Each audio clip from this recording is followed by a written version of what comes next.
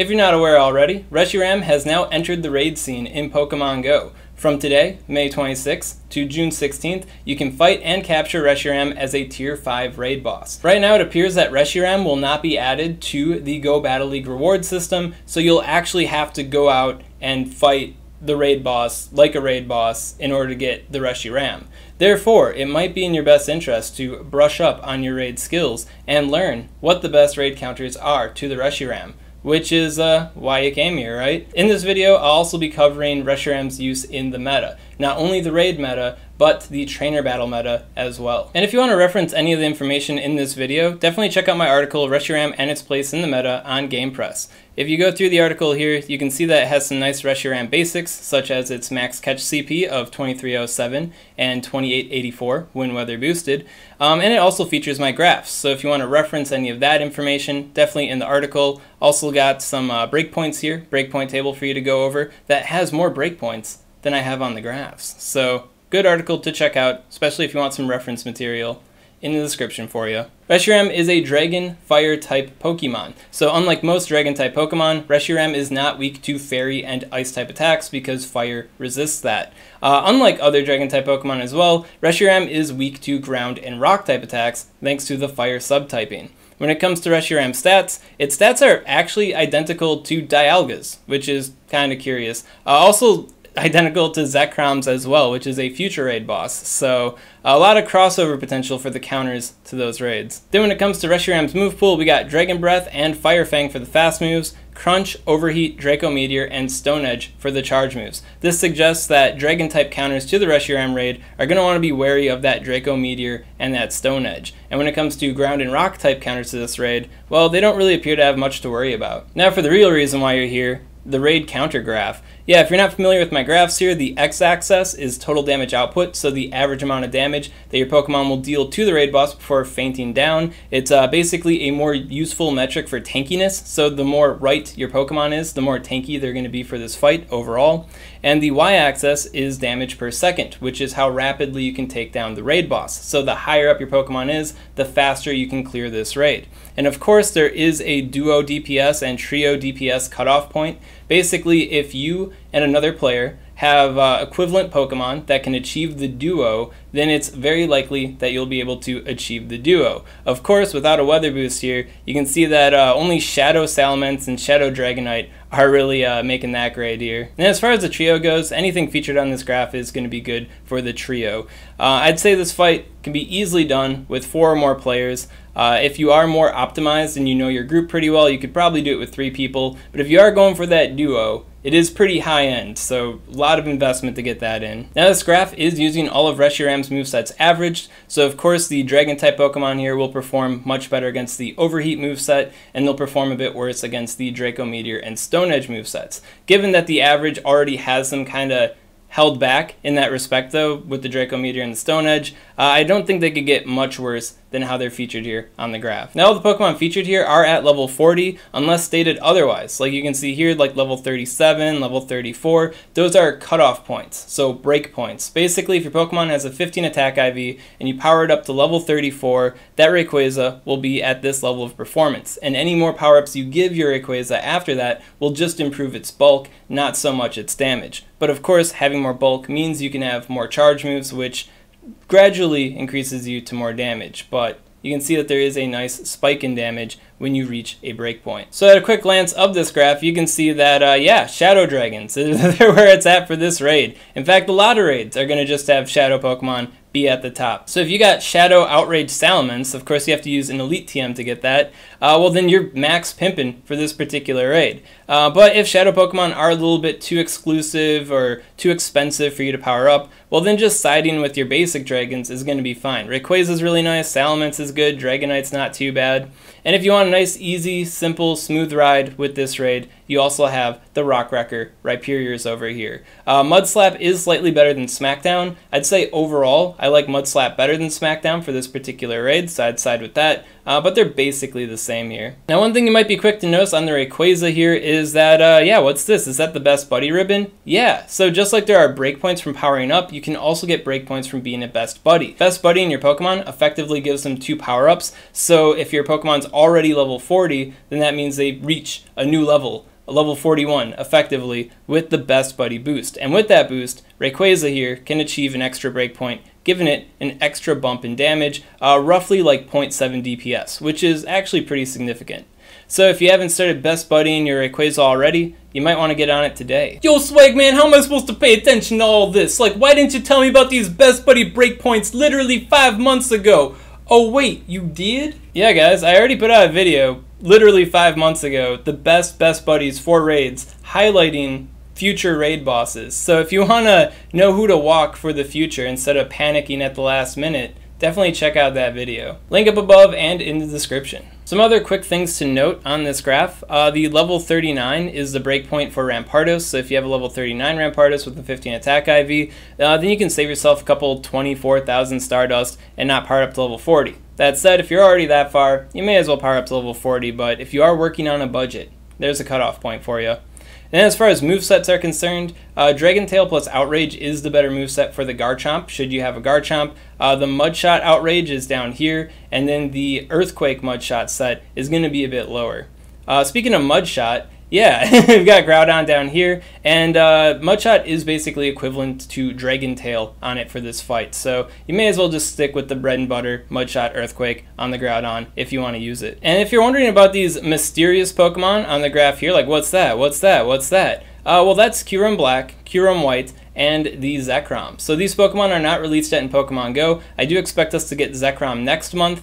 No clue when we're going to get Kyurem Black and Kyurem White, but I just wanted to highlight what those Pokemon, future Pokemon, look like. For example, Kyurem Black is kind of max pimpin' here on the level of Shadow Pokemon without being a Shadow Pokemon. So if you want to power up a new Dragon, save some Stardust, this guy, eventually. Now when it comes to powering up Pokemon for budget counters to the Reshiram Raid, I'd have to say, you know, Rockrucker Hyperior, definitely fine and dandy at level 32, definitely doing really good for this fight. But I want to give special notice here to Excadrill. Excadrill, level 36, hits a breakpoint to make it pretty decent for this fight. And if Excadrill isn't up against a Fire Fang or an Overheat moveset, well then its performance is much better than what it's displaying here on the graph. So, you know, catch an Excadrill, level 35, it's got a 15 attack IV, you just have to power it up twice, and it's ready to Reshiram Raid. Another thing to note with Excadrill is that with a Clear Weather bonus, Excadrill is the only Ground-type Pokemon to reach Duo-worthy DPS. And of course, I have a nice graph featuring Weather Pokemon for you as well. Here I have a graph of Reshiram's Raid Counters, but with weather bonuses, specifically partly cloudy and clear weather. If you're wondering about windy weather bonuses, yeah, Dragon-type Pokemon benefit from that. And of course, Salamence, Dragonite, Rayquaza, they're going to have duo-worthy DPS with a windy weather boost. And then the Shadow Dragons, yeah, they're going to some new heights with the windy weather boost there, that's for sure. And then, like I said, here is Excadrill with the Drill Run in the clear weather, just crossing that duo DPS line. Now, of course, this is an average. So if you want to bring like 12 Excadrill and you got a buddy that's got 12 Excadrill and they're all level 40 and it's clear weather and you want to do the Reshiram Raid, well, you're probably going to fail unless that Reshiram is using Dragon Breath and /or is using Stone Edge. So those are the movesets you're going to focus on. And then on top of that, I believe against the Dragon Breath Stone Edge moveset, so that's your like best opportunity to duo the Reshiram all Excadrill with a friend, your odds of doing that are still only like 60%. So try to stay in the realm of reality when it comes to doing a duo and do some extra research on your own if you are wanting to achieve the duo and you're not using like, I don't know, windy weather Rayquaza or something like that. Now aside from Excadrill, one big glaring thing that you're probably noticing on this graph is all the frickin' Rhyperior. What's up with that? Yeah, well, you know how Rayquaza gets that special best buddy breakpoint at level 41?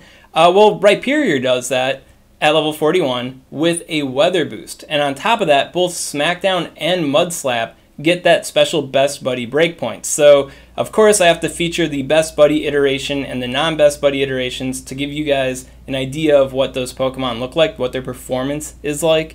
So yeah, and then on top of that, Groudon joins in on the fun, having a Mudshot best buddy breakpoint as well. So this is Groudon in the sun here without the best buddy, bumping up in damage by about 1 DPS if it's the best buddy. So yeah, if you have any one of these 3 Pokemon best buddied, then they could be your best bet for the Reshiram raid. Now when it comes to Rhyperior's moveset specifically, of course under Partly Cloudy Weather, the Smackdown Rock Wrecker moveset is going to be your best bet. But under Partly Cloudy Weather, Mud Slap plus Rock Wrecker isn't that bad. It's only about like 0.9 DPS less than Smackdown Rock Wrecker under clear weather. So if you want like an Omni Weather kind of Rhyperior, then Mud Slap plus Rock Wrecker is probably going to be the way to go. You can see here Mud Slap with Earthquake versus Mud Slap plus Rock Wrecker under clear weather. They're basically the same amount of damage, and that's just because Rock Wrecker is that insanely good. So once again, Mud Slap plus Rock Wrecker, the best Omni, I don't want to think about it moveset for the Rhyperior. Other interesting things to highlight,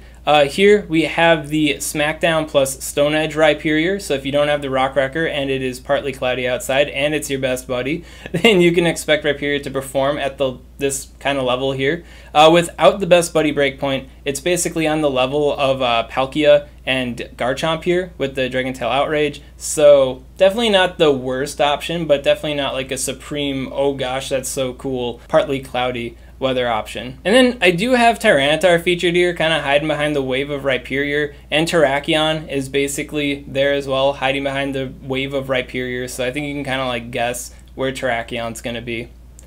And you might be wondering, what about Mudshot Earthquake Garchomp? How's that guy doing? Actually, as well as Dragon Tail Outrage Garchomp. So unless you want to maintain your like Master League Garchomp moveset, you don't want to fuss around with TMs, then I'd say go with Dragon Tail Outrage. Of course, if you are into the Master League and you only have one powered up Garchomp, then yeah, Mudshot plus Outrage is just fine. And that basically settles the best counters to the Reshiram raid. Overall, unless you have all-powerful Shadow Dragon type Pokemon, you're probably going to want to play it by the weather. Of course, there's only 5 realistic types of weather. We never see foggy. And of the more common types of weather, yeah, partly cloudy, clear, all over the place. Windy is also pretty common too. So you shouldn't have any problem playing Reshiram by the weather. So ground type attacks under clear weather, rock type attacks under partly cloudy weather, windy is dragon time. Of course, if you don't want to worry about any of that, then yeah, Mud Slap, Rock Wrecker, Rhyperior, extremely good. Rayquaza, extremely good. Salamence, Dragonite, everything featured on this graph. Pretty dang good, especially if you're not trying to go for some crazy duo challenge. One thing I want to address before I go further, I know a lot of people like my re-lobby avoid TDO cutoff lines, so basically the average amount of bulk that you need to avoid having to re-lobby multiple times against a raid boss. Yeah, so the double re-lobby avoid TDO is like 5.6, so this graph in particular barely meets that. And then when it comes to the triple re-lobby avoid TDO, that ends up being like 2.7, so that's also off the graph. What that means is if you're up against a Reshiram raid, you should expect to re-lobby at least once, so be mentally prepared to do that. Now that we know how to beat down Reshiram, just how good is it in the meta? Well, starting out for raids, as a fire-type raid attacker, Reshiram would be the #1 fire-type raid attacker if it weren't for these pesky Shadow Pokemon. Yeah, Shadow Moltres, Shadow Charizard, Shadow Entei all stand above Reshiram when it comes to DPS. Now, for you veteran swag masters out there, you know that the real best counters are going to be the DPS of the 3rd power times TDO Pokemon, right? And yeah, Reshiram isn't even #1 there. It's Shadow freaking Entei. Now, that all said, it is Shadow freaking Entei. Who's going to power up a Shadow Entei, right? So if you do need a fire type raid attacker to get a job done for a raid, I think you'll be fine with the Reshiram. And unlike these Shadow Pokemon, you can Lucky Trade a Reshiram, and powering up, even outside of that, is relatively low cost. You don't have to 2-move it in order to get the fire type attack on it. So definitely a lot of benefits going with just Reshiram instead of the Shadow Pokemon. And Reshiram does do this job extremely well. And when it comes to the Dragon side of the force, yeah, Reshiram doesn't even make page 1 here. I mean, it's got Dragon Breath and Draco Meteor, which isn't exactly the best moveset around as far as raids are concerned. You can find it here on page 2, right next to Dialga. Dialga and Reshiram actually have like the same stats, so it makes sense that they would be together here. Now, as far as being a unique dragon goes, Reshiram does have that fire subtyping, so it's neutral to fairy and ice type attacks, so it could have a niche there. But Dialga also does that with its steel subtyping, and steel type actually has better resistances overall than fire type does. So Dialga, better raid attacker than Reshiram if you're looking for a bulky Dragon-type Pokemon with cool resistances. Then when it comes to PvP, Reshiram can only really stand out in the Master League because of its stat spread. And when it comes to the Master League, it is a powerful Dragon Breath Pokemon. I mean, we all know how absurdly powerful Dragon Breath is in PvP, am I right? And it can also take down Metagross and Heatran, and it can also beat Togekiss in the one-shield situation. So these are things that not a lot of Dragon Breath Pokemon can do. That said, Reshiram is kind of weak to the entire Master League meta. I mean, Dragonite beats it, Melmetal beats it, Groudon beats it, Giratina beats it, Kyogre beats it, and of course, last but not least, Dialga beats it. So I don't see Reshiram doing anything in PvP anytime soon. And that basically covers everything I gotta say about the Reshiram. How do you beat it? Use Dragon-type, Ground-type, and Rock-type attacks. If you play it by the weather, you're gonna do even better for this raid. And when it comes to Reshiram in the meta, best Fire-type attacker. Not a whole lot going on there. For everything else, including PvP, not that great. It's not terrible, but I think you should save some Stardust there. Now, while Reshiram doesn't sound all that entertaining, Zekrom, on the other hand, the one that we're presumably getting after Reshiram, is freaking awesome. And cool news about the Zekrom, Zekrom has many similar counters to the Reshiram. In fact, it has the same stats as the Reshiram, so, you know, best buddy Rayquaza, best buddy Mudslap guy, best buddy Groudon, yeah, they're going to be rising up for the Zekrom fight too. So if you haven't best buddied these Pokemon already, you might want to get stepping. Of course, if you have any questions on this content, comment below, let me know what's up, and I'll be happy to help you out. And if you enjoyed this content and you want to see more like it, well, make sure to subscribe to SwagTips.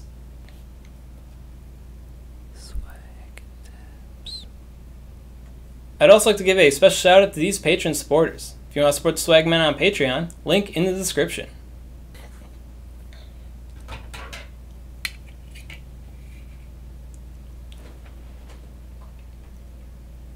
Yo, Swagman, how am I supposed to pay attention to all this?